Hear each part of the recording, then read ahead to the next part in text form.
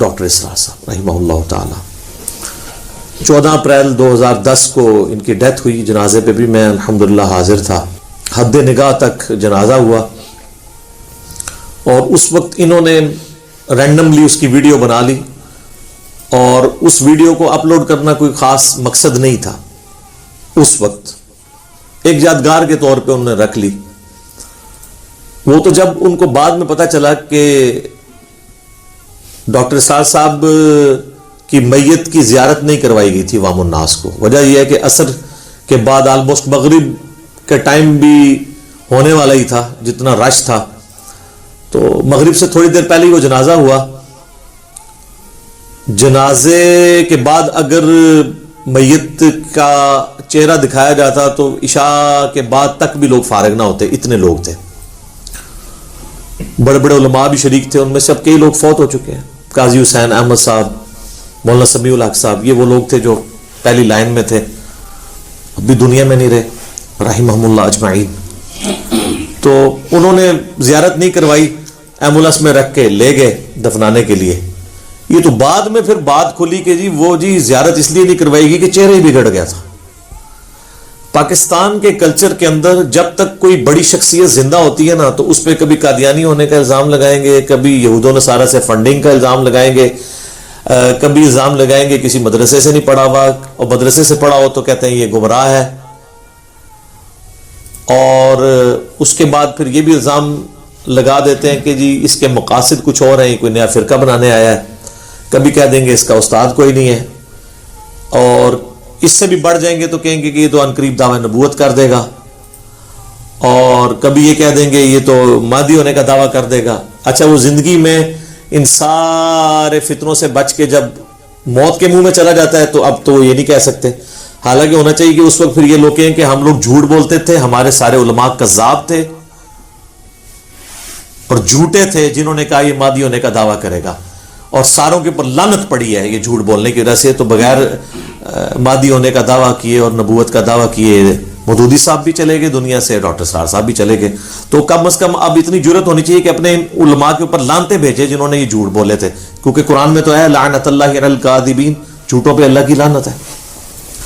تو اتنا پھر حوصلہ ہونا چاہیے. بلکہ ان لوگوں کو خود ویڈیو پہ آ کے اپنا رجوع ریکارڈ کروانا چاہیے, یا پھر یہ کہہ دیں کہ ہم رجوع تو نہیں ریکارڈ کروانا چاہتے اور ہم اعلانیہ کہتے ہیں کہ ہم لعنتی لوگ ہیں, ہماری شکلیں پہچان لو, تاکہ آنے والے جو علماء ہیں نا ان کو بھی تم پہچان سکو.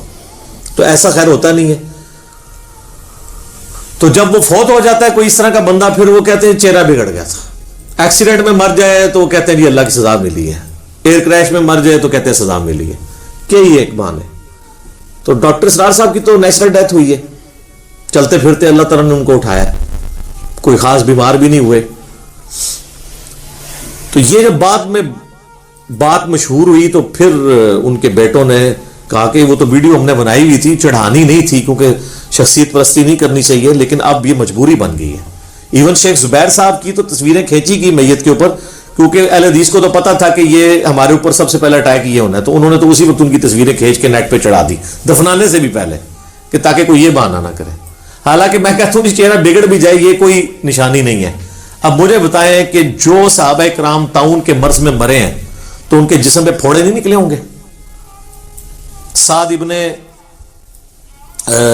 جو تھے ابو عبیدہ ابن جرح فاتح شام جنگ یرموک میں, ان کی وفات تو طاعون کے مرض میں ہوئی ہے. معاذ ابن جبل کی طاعون کے مرض میں ہوئی ہے. یزید ابن ابی سفیان کی موت جو ہے وہ طاعون کے مرض میں ہوئی ہے. تینوں صحابی ہیں. تو ہم کیا کہیں گے نعوذ باللہ وہ جو ہے وہ ان کے اوپر کوئی عذاب آ گیا تھا؟ ایسا نہیں ہے. تو پھر انہوں نے مجبوراً ویڈیو اپلوڈ کی تاکہ لوگ دیکھ لیں جی ہاں جی اب کوئی اور معنی بنانا ہے تو. بلکہ مجھے تو یہاں تک یعنی ان کے گھر والوں سے یہ خبر پتہ چلی ڈاکٹر اسرار صاحب کے, کہ ہمیں یہ بڑا فل خطرہ تھا اس بات کا کہ ڈاکٹر صاحب کے چہرہ دکھانے کے دوران ان پہ اٹیک کر کے ان کے جسم کو مسخ کرنے کی بھی کوشش کی جائے گی. کچھ ایسے شرانگیز لوگ بھی اس میں شامل تھے. اور یہاں تک نہیں بلکہ وہ کہتے ہیں ہم نے آلموسٹ 2 ہفتے تک ڈاکٹر اسرار صاحب کی قبر پہ 24 گھنٹے پہرا دیا ہے مختلف شفٹوں کے اندر, یہ بھی خطرہ تھا کہ انہیں قبر سے نکال کے کوئی نقصان پہنچانے کی کوشش نہ کرے. یہ ہے جناب اسلام کا قلعہ پاکستان. میں دعوے سے کہتا ہوں کہ آپ اس طرح کے کسی بندے کو یورپ اور امریکہ میں دفنا دینا تو وہاں پہ کوئی سو کالڈ عاشق رسول اور عاشق صحابہ اور عاشق اہل بیت اور عاشق اولیاء نہیں پیدا ہوگا. یہ سارے اتنے ہی واڑ آئے نے. جس طرح مزار بھی سارے اتنے ہی آ گئے نا, یہ بھی سارے اتنے ہی آ گئے. یہ ہماری گراوٹ کا لیول ہے. تو ہم اس موقع پہ یہی کہیں گے کہ انا للہ و انا الیہ راجعون. اللہم اجرنی فی مصیبتی و اخلف لی خیرا منہا. اور اللہ سے دعا کریں گے کہ اللہ تعالیٰ ان کے گناہوں سے درگزر فرمائے, اور جو انہوں نے اسلام کے لیے خدمات پیش کی اخلاص کے ساتھ, ان نیک کاموں کا انہیں اجر عطا فرمائے.